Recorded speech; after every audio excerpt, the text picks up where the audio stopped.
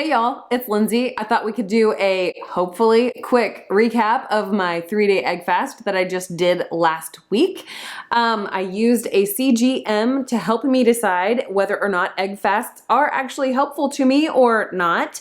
The CGM, I got it through the Nutrisense program. That's a program where they give you a prescription for the CGM because stateside we still have to have a prescription to get a CGM. They send you the CGMs, and then they also have like coaching available with their app. The app gives you tons of information. You can plug in a ton of different parameters. You can log all of your food. You can do different tests on your glucose to see, does this food help me or harm me? There's a link down in my description box below if you would like to go get more information about Nutrisense. And yeah, so let's go over the 3 days that I did the egg fast. All right, day 1 of the egg fast, I didn't actually decide to do it until midday, which is just brilliant. If that gives you insight into who I am, I just make decisions like on the fly and then we roll with it.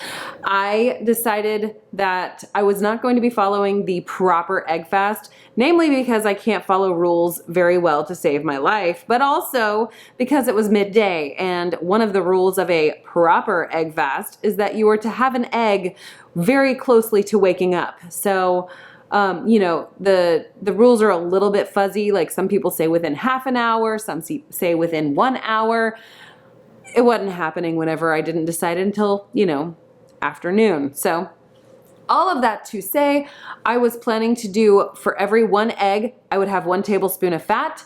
I would not consume more than 3 ounces of cheese in 1 day. I was going to be able to drink my black coffee. And I was gonna allow electrolytes.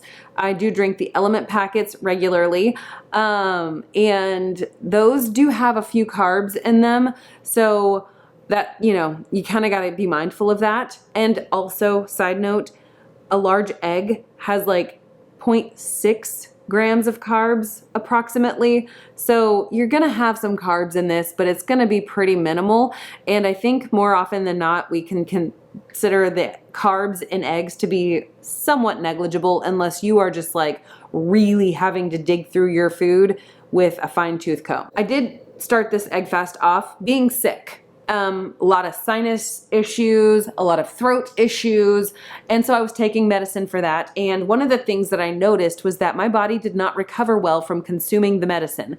I would take medicine, I would get a spike of glucose, and then it would come back down, but it wouldn't always come back down within the 2 hours. So my first day, I had a couple of 9 scores on the Nutrisense app where my blood glucose just didn't come back down to baseline. And I think that one of the major benefits to using a CGM on this egg fast was that I could see, is it stress that's causing the glucose rise, or is it the outside factors, or is one of the variables medication for when you're sick? As a tangent to the tangent, the macro balance on an egg fast is extremely high fat, very moderate to low protein, and a low carb, like low to negligible amounts of carbs for the fast. And one might think that your glucose is not going to be an issue on an egg fast. However, I have learned for myself using a CGM that my glucose will ride high, or I will get random spikes from stress. Being sick is a stressor on your body.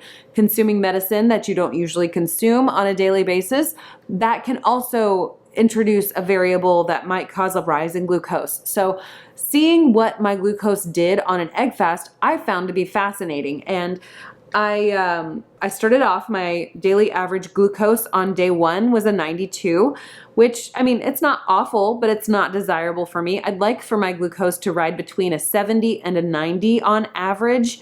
Like if you take the entire day's worth of readings, I would like it to be in that range. So I'm a little outside of my own comfort level on that parameter. And my daily nutrition, I ate 1,800 calories, actually 1,843. I had 5 total carbs, 70 grams of protein and 172 grams of fat. So, I mean, you think of a fast and you think like, oh, you're going to be hungry. Yeah, I was not hungry and I ate plenty of food. On day 2, my glucose came down a smidge.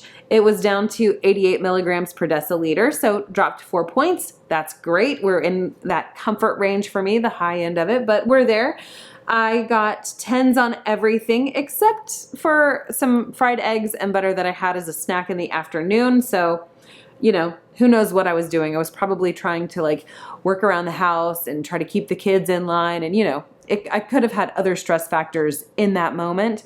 But other than that, things looked pretty good. I did log my blood ketones in my app as well. I had a reading of 0.5 on my 406 for my blood ketones. So that was nice to see. For my daily nutrition, I hit 2,100, actually that's not true, almost 2,200 calories. I hit 2,190 on the calories. My carbs were still 5 grams. My protein was 83 grams and my fat was 205 grams. So I ate more, obviously. And my glucose was starting to drop for me. So that's beautiful. Finally, on day 3, I got a daily average on my glucose of 86 milligrams per deciliter. So it came down 2 more points. That's always in the right direction for me. I got scores of 10 on everything, and I did take my ketones again with my ForaCare monitor, and my ketones were at a 0.4, so not really much to write home about there. Overall, the day seemed to go fairly well for me. I had on my daily nutrition 2614 on the calories. That's 2,614 calories, eating just eggs, butter, and cheese. I had a total of 9 carbs that day, 92 grams of protein, and 244 grams of fat. So, I mean, it's kind of awesome because I was getting to eat as much as I wanted and still feeling nourished and satisfied, and my glucose numbers were coming down, which does matter to me quite a lot. Now, one thing that I did note was I dropped 4 pounds doing the egg fast. Now, it was a lot of like water retention, inflammation. There's not a chance on this planet that I dropped 4 pounds worth of muscle or fat or bone mass or any of those things. Majority of that is going to be water weight. And I definitely felt like I had lost some of the squishy factor, especially like in my fingers and in my waist. So that was great. I failed to take like physical body measurements with a tape measure, but my pants fit a lot looser, and my rings, they were a lot looser. Now I've had a lot of vegetables between then and now. So my water retention is a little bit higher. And typically after an egg fast, you will find that you do drop weight, usually in the form of water weight. And when you start to work your way back off of an egg fast, you start to rise up on that scale a little bit because your body is able to retain more water. I did not come off of my egg fast in the way that I wanted to because of, you know, just like events going on in our lives. And that's totally fine. It's not the end of the world. I was just wanting to see what my glucose would do with the egg fast only. The day following my egg fast, when I was working my way off the egg fast, my daily average glucose was back up to 90. So the egg fast was a great tool to drop my average daily glucose, but it didn't give me sustainable daily glucose lowering effect. And then the following days, my glucose was higher, partially because we had a few events where I couldn't control the food, so I know there were some hidden carbs in that. And by the time that my monitor was timed out, my CGM was timed out, my average daily glucose was at an 89. So I will say it was useful for me to use the CGM in order to know this information because I wouldn't have had it otherwise.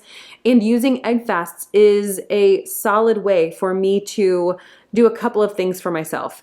Number 1, it drops water weight. Number 2, it simplifies my brain. I don't have to think about what am I going to eat, and I'm getting complete whole food nutrition.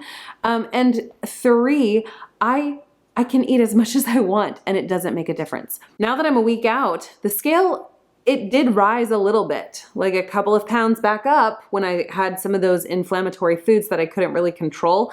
But then like a week out and I'm still maintaining the weight loss. I actually am at 4.4 pounds lost from that egg fast. So it's one of those things where my body responded to it. I had some inflammatory foods, my body responded with inflammation, and then my body dropped the inflammation whenever that had passed through my system to bring me back to a place where it was like, oh yeah, here we are. Here we are at our new stopping point for now. All in all, I love a good egg fast. It really helps my brain to just take a break, and I love that for me. If you would like to see how I came off this egg fast this go around, I'm gonna leave that video right over here. I'm gonna join you there.